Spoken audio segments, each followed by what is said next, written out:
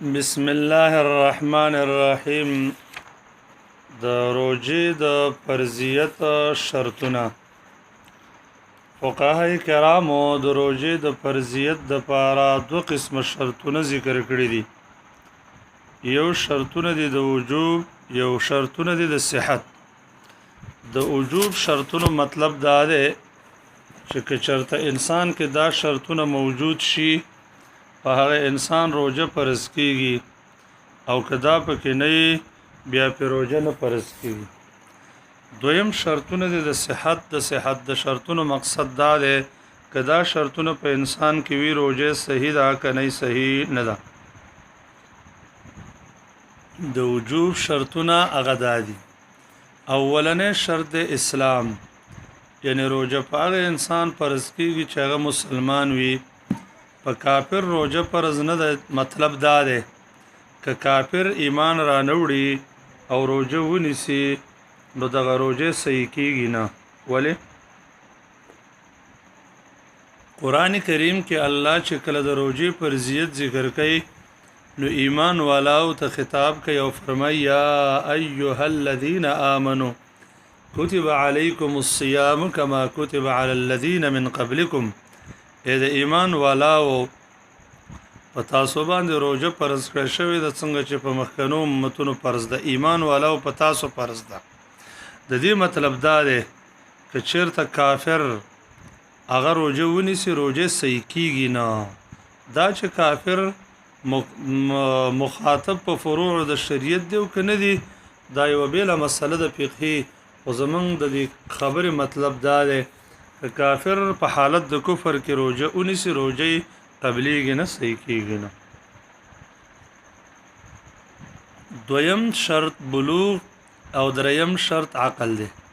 یعنی ماشوم باندې روزه نیول فرض نه ده او که چرته ونیوله ثواب کیږي، لکه څنګه چې صحابه کرامو به خپل نابالغ بچیان هم روزه کول، لیکن یو فرضیت دی او یو ثواب دی. دریم شرط عقل دی. لیونی انسان باندې روزه فرض نه ده. د هغه مشهور روایت د وجنا چې امام نسائی رحمه الله نقل کړی دی چې نبی صلی الله علیه و آله وسلم فرمایي د تکلیف قلم د دریو انسانانو نه اوچت دی. یو عن النائم حتی یستيقظ، د روزه انسان نه تر څو چې هغه را بیدار شي. دویم وعن الصغیر حتی یکبر، د ماشوم نه تر دې پورې چې هغه بالغ شي. دریم وعن المجنون حتی يعقل او يفيق، یا د هغه مجنون او لیونی نه چې تر دې پورې چې هغه په هوش کې راشي. وګوره دې روایت کې ذکر شو چې د تکلیف قلم د ماشوم او د غرنګي د لیونی نه اوچت دی. څلورم شرط قوت دی.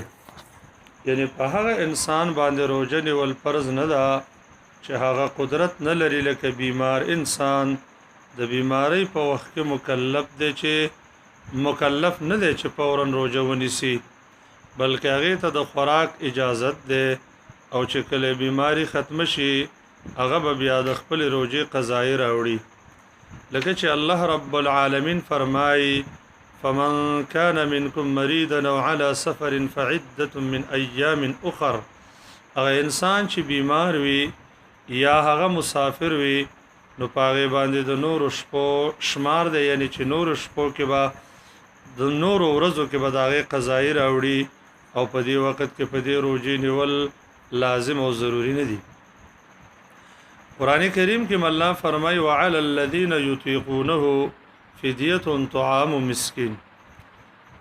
عبد الله ابن عباس رضی الله تعالی عنهما دې معنی کوي چې د آیت په باره د شیخ فانی کې نازل شوی دی چې هغه بوډا وي او روزه نیول ورته ډېر ګران وي. پنځم شرط اقامت دی. یعنی د روزې د فرضیت د پاره شرط دا دی چې سړی به په خپل وطن کې وي، د سفر په حالت کې بنئ. که د سفر په حالت کې انسان وي هغه ته اجازت دی چې روزه اخري، چې خپل وطن ته راشي نو بیا دې د هغې قضایی راوړي. قران کریم کې چې الله فرمای فمن کان منکم مریضا او على سفر فعده من ایام اخر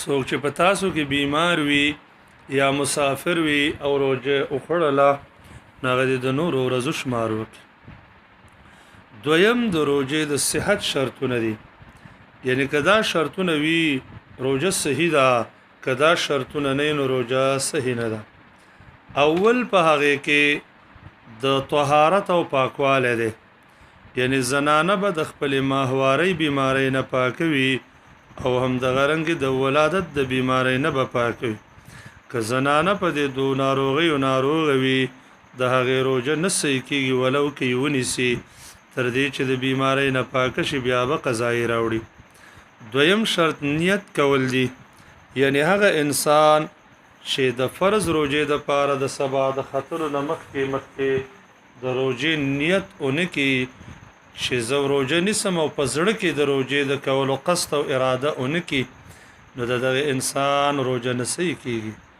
نیت د سيو عمل د قصد چې هغه پزړه پورې تعلق لري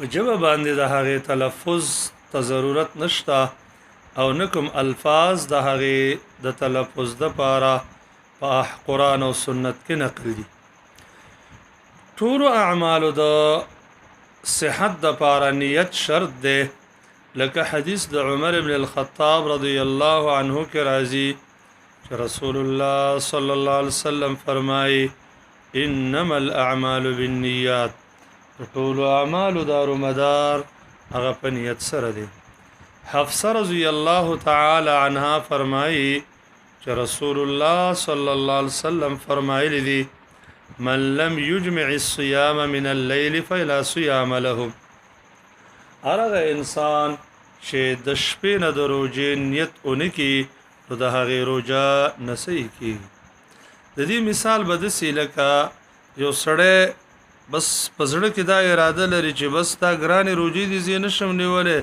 بالکل روزه نه نسم تر دې پورې چې سبا شو ور باندې څاخ شي او خوراک نه دی کړي او اوس ویره چې بس د الله ناراضه کیږي ونیسمه نو د دې روزه اونښولې دغه د سبا د خطر نه مخکې د عزم نو کړی چې زه روزه نسم نو دا څه حساب غیر د نیت نه ذکر شوی ده البته بیا د نفلی روزه د پاره د شپې نه د نیت کولو ضرورت نشته د دې روایت د وجه نه چې امام مسلم په خپل صحیح کې نقل کړي عائشه صدیقه رضی الله تعالی عنها فرمایي رسول الله صلی الله علیه وسلم یو ورځ داخل شو ماته ویل چې تاسو سره څه ششتا مونږ ورته ویل د خوراک څه شیخ نشتا نو وی فرمایل فإني اذا صائم زه دغه وخت کې روزم وګوره دې روایت کې ذکر شو چې رسول الله صلی الله علیه وسلم سبا د خطر نرستو د صاح په وخت کې اغراله او بیا د روزې نیت او اراده وکړه نو په دې بنیاد باندې د نفلی روزې او د فرضي روزې تر مابین فرق دی الله رب العالمین دې زموږ استاد او اعمال د قران او سنت د بهترینو احکام مطابق وګرځي السلام علیکم